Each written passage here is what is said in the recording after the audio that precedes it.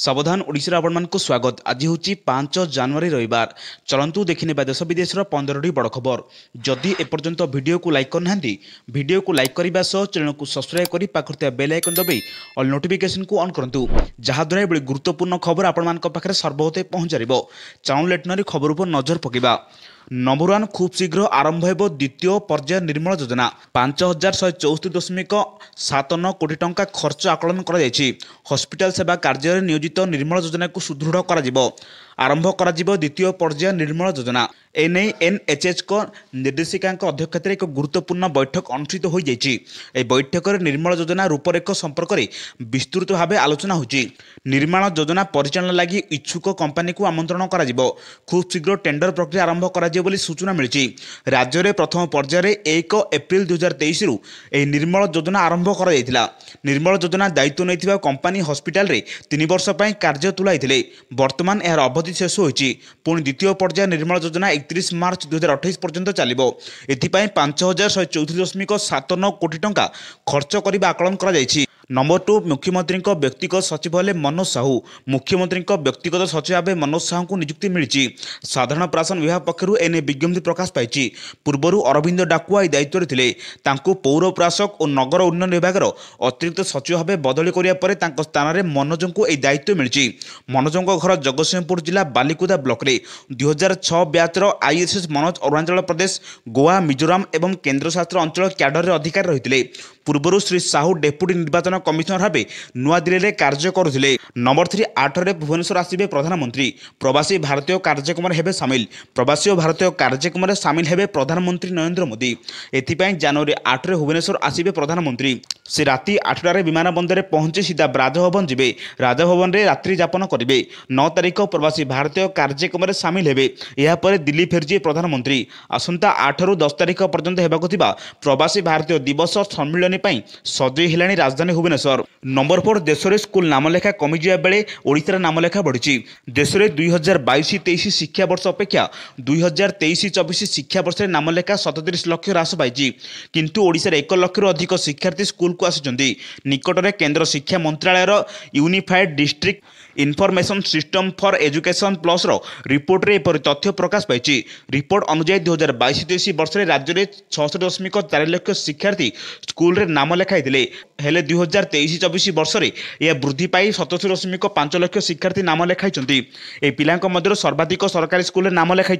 Number 5 जनवरी 15 पर मिल सुभद्रार प्रथम किस्तिर चतुर्थ पर्याय टंका। सूचना देले उपमुख्यमंत्री प्रभाती परिडा। ते कहते जार 5 एकर जमी अच्छी कि ना से द्वंद्व पर डिसेम्बर 30 जाए तदंत हो कहुला। यह समय अवधि को जनवरी 15 जाए वृद्धि कर। अंगनवाड़ी दीदी मैंने घर घर बुलूं। तेणु जनवरी 15 पर प्रथम किस्तिर चतुर्थ पर्याय टंका मिल। उपमुख्यमंत्री पुणी कहते मार्च 30 रे आवेदन कले भी एकाधरे सुभद्रार 2टी किस्ती मिल। गाँवर शेष हिताधिकारी आवेदन न कला जाए पंजीकरण चलो। प्रथम किस्ती मिलवार शेष तारीख मार्च 8 थिला, किंतु मार्च 30 पर आवेदन कले भी प्रथम किस्ती टंका मिल। एथिपाई बैंक गुड़िक सहित बैठक सरिलाणी। नंबर 6 दुर्घटना ह्रास बस लगिम स्मार्ट डिवाइस। यह अवसर में मुख्यमंत्री मोहन माझी बड़ घोषणा। सड़क सुरक्षा दुर्घटना ह्रास बस लगे इलेक्ट्रोनिक स्मार्ट डिवाइस। ये डिवाइस लगाइबा घर बस मालिक मानक स्वायत्त देवे राज्य सरकार। सेपरी ट्राफिक समस्या दूर करने अधिक ट्राफिक पुलिस नियुक्ति करेंगे राज्य सरकार। 2000 रु अधिक ट्राफिक पुलिस नियुक्ति नहीं राज्य सरकार पक्षर घोषणा कर। चलित वर्ष 5 जन नियुक्ति करने नहीं घोषणा कर मुख्यमंत्री। नंबर 7 सातकोशिया अभयारण्य कुंभीर और पक्षी गणना वन विभाग पक्षर प्रस्तुति जोरदार चली। दृष्टि रखी 5 ରୁ 9 तारिख 17 और 18 तारिख में सातकोशिया गंडरे पर्यटकों को बोटिंग उपरे कटकणा कर। सातकोशिया महानदीर विभिन्न स्थान में होगा पक्षी और कुंभीर गणना संपर्क में नियोजित कर्मचारी को तालीम दी जाता सातकोशिया वन्यप्राणी वनखंड अधिकारी डॉक्टर सरोज पंडा सूचना देते। एथिलागि वन कर्मचारी को नहीं 14टी यूनिट गठन कर।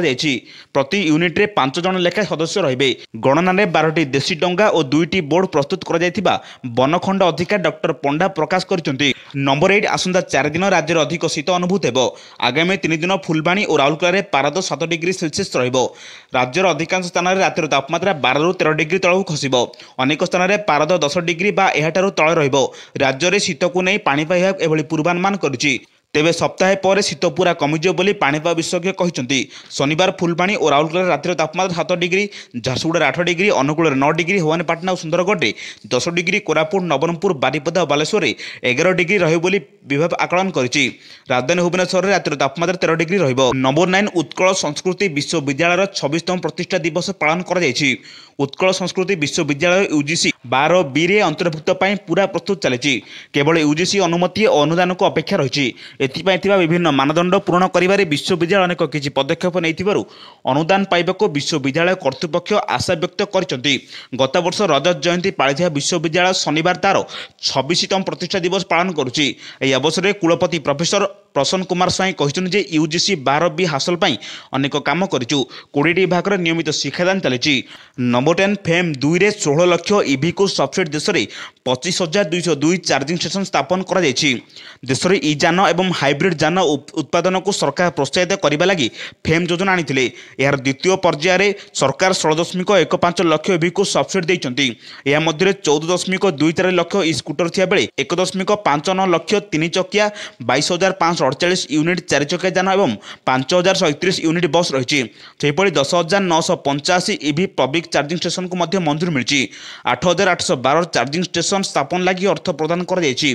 2024 ଅକ୍ଟୋବର ସୁଦ୍ଧା ଏହିସବୁ ଯୋଜନାରେ 8,848 କୋଟି ଟଙ୍କା ବିନିଯୋଗ ହୋଇଛି।